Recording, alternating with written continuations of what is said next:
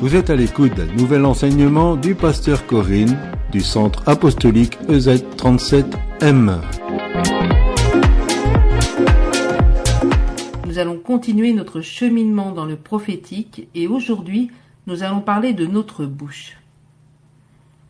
Ésaïe chapitre 6 verset 5 nous dit « Alors je dis, malheur à moi, je suis perdu, car je suis un homme dont les lèvres sont impures. J'habite au milieu d'un peuple dont les lèvres sont impures, et mes yeux ont vu le roi, l'Éternel des armées. » Jérémie chapitre 1 verset 9 nous dit « Puis l'Éternel étendit sa main et toucha ma bouche, et l'Éternel me dit « Voici, je mets mes paroles dans ta bouche. » Puis au verset suivant, il dit « Regarde, je t'établis aujourd'hui. » Pendant ces temps de face à face avec Dieu, nous allons contempler Dieu, et nous allons certainement, à l'instar d'Ésaïe, comprendre que nos lèvres sont impures. Jacques chapitre 3 verset 11 nous dit « La source fait-elle jaillir par la même ouverture l'eau douce et l'eau amère ?» Ce passage biblique est très important et spécifiquement pour le ministère prophétique. Nous voulons parler de la part de Dieu, mais Jacques nous dit qu'il ne peut jaillir par la même ouverture de l'eau douce et de l'eau amère, c'est-à-dire des bonnes choses et des mauvaises choses. Voilà une bonne raison pour laquelle nous devons avant toute chose laisser Dieu guérir nos cœurs, car sinon, nous risquons de faire jaillir de l'eau amère. Et c'est très important. La parole de Dieu nous dit, dans Luc chapitre 6 verset 45, « L'homme bon tire de bonnes choses du bon trésor de son cœur, et le méchant tire de mauvaises choses de son mauvais trésor. Car c'est de l'abondance du cœur que la bouche parle. Car c'est de l'abondance du cœur que la bouche parle. » Ce qui veut dire que ce qui est dans notre cœur sortira par notre bouche. D'où la nécessité absolue que nos cœurs soient libres de l'amertume, de l'envie, du ressentiment, du non-pardon, etc.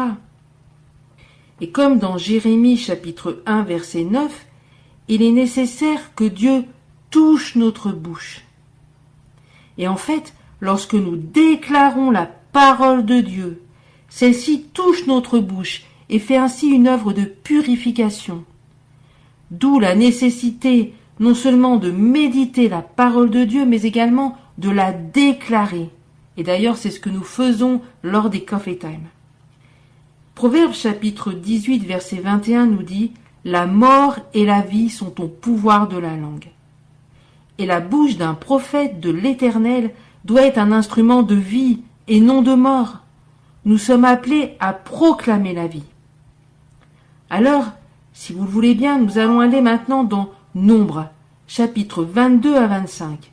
Je vous invite vraiment à lire cette histoire tranquillement chez vous, parce que ce passage des Écritures est très intéressant, mais aussi très interpellant. En fait, le roi Balak a envoyé ses serviteurs auprès du prophète Balaam pour lui demander qu'il maudisse les Israélites, parce que Balak sait que ce que Balaam bénit est béni, et ce que Balaam maudit est maudit. Vous retrouvez ça dans Nombres chapitre 22 verset 6.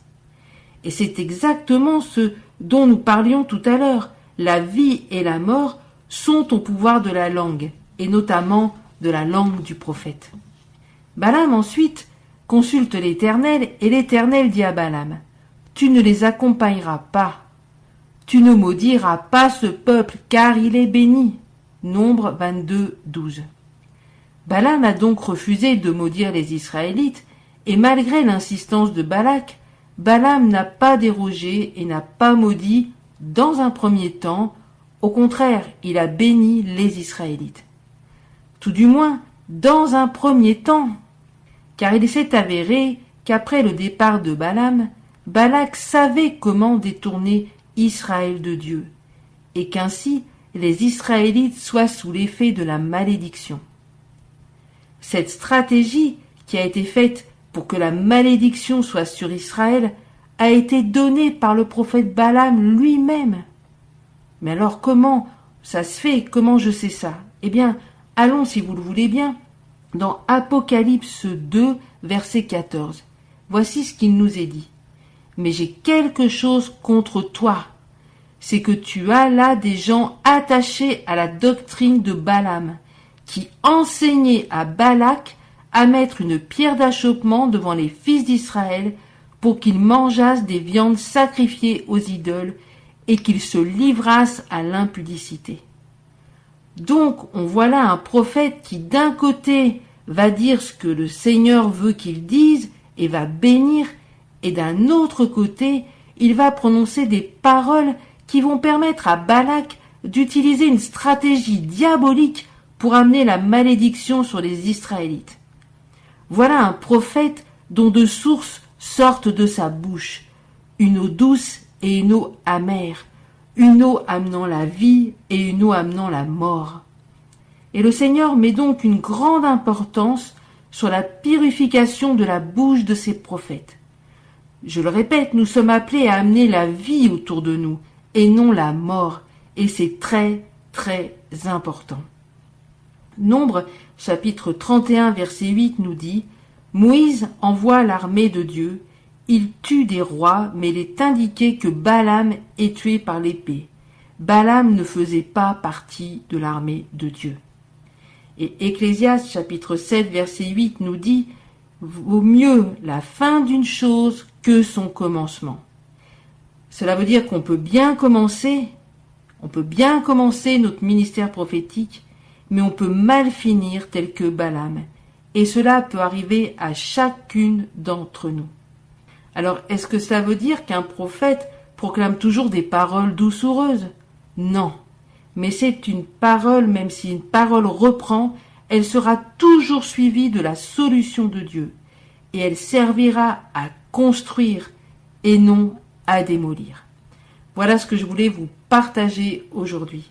Et je prie véritablement que le Saint-Esprit vous touche et que si aujourd'hui le Saint-Esprit vous montre que vous avez besoin que votre bouche soit purifiée, eh bien que vous puissiez vous humilier devant Dieu, lui demander pardon pour les propos qui sortent de votre bouche et que enfin cette bouche soit purifiée afin qu'elle puisse faire jaillir une eau douce, une eau de vie au nom de Jésus.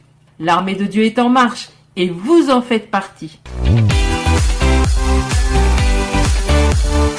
C'est fini pour cette capsule. Le pasteur Corinne est à votre écoute pour répondre à vos questions et vous la retrouverez très très bientôt pour un nouvel enseignement.